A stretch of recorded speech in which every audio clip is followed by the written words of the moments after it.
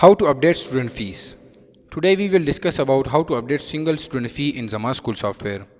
First of all, go to the fee module, then click on a single student fee. To update student fee, you can search the student by his enrollment number, name, father's name, registration number, or if you have no knowledge about these details, you can simply select him from the class. Let's say we want to update student fees of enrollment number like for example 322.